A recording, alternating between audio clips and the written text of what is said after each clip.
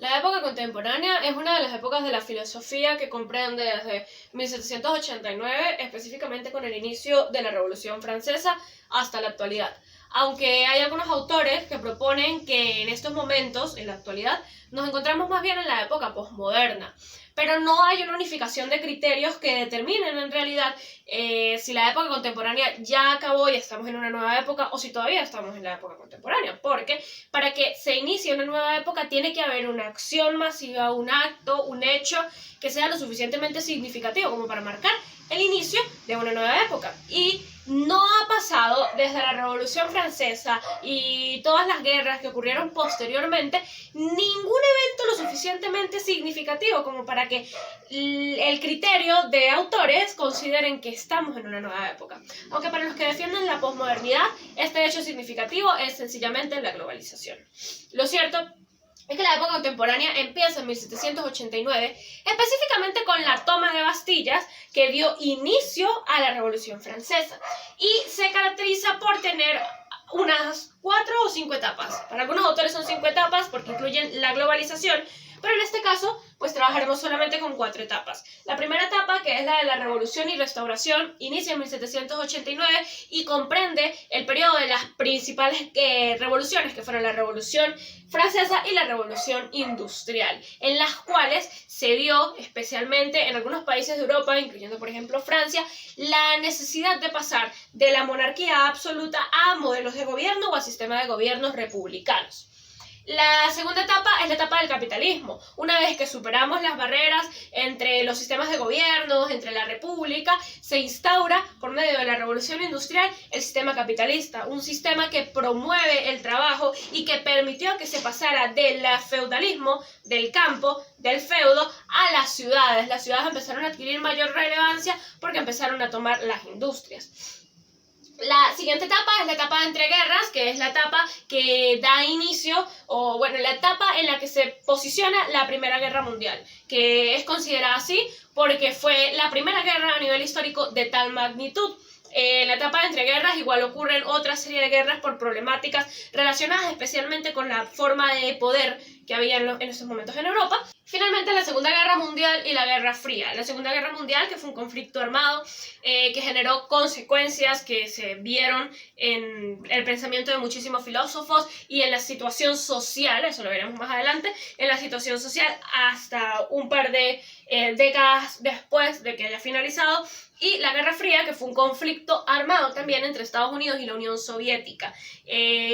Fue uno de los conflictos que también marcó la época contemporánea y, evidentemente, en esta guerra realmente no hubo un verdadero enfrentamiento directamente entre Estados Unidos y la Unión Soviética, pero sin embargo las consecuencias pues, fueron bastante lamentables.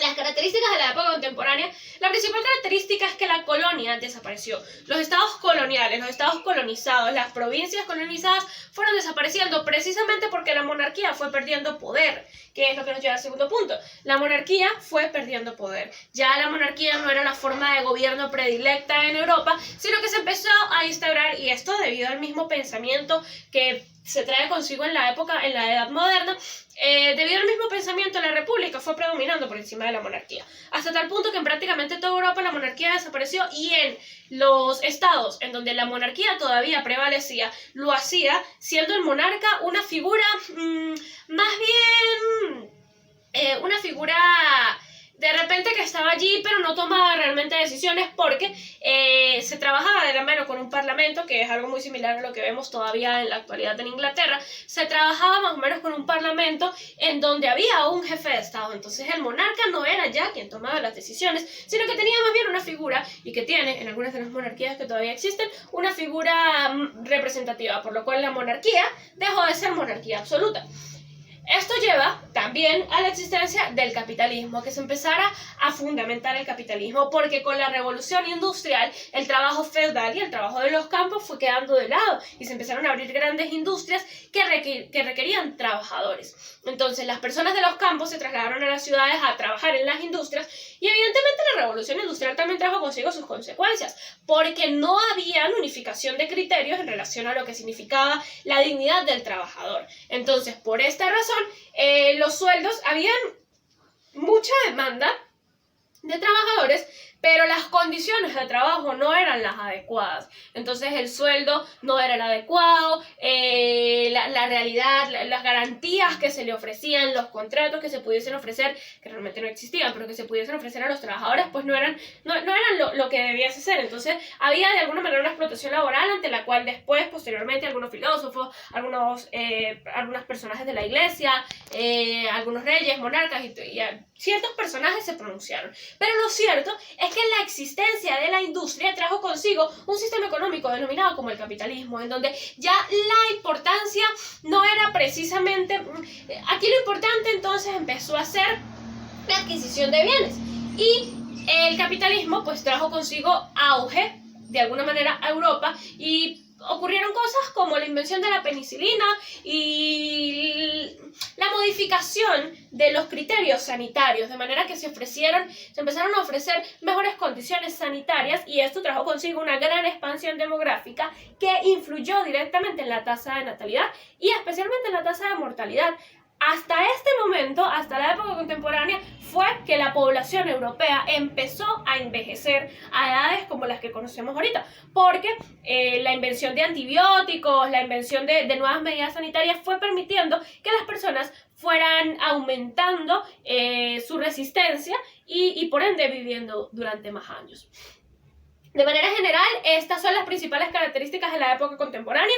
Fue evidentemente una época también de mucho auge, en donde se produjeron corrientes de pensamiento filosóficas muy importantes, y en donde se empezó a dar importancia también a lo que era la conducta, el cerebro, las reacciones, los estímulos, y se empezó a estudiar más a fondo al individuo desde el punto de vista existencialista.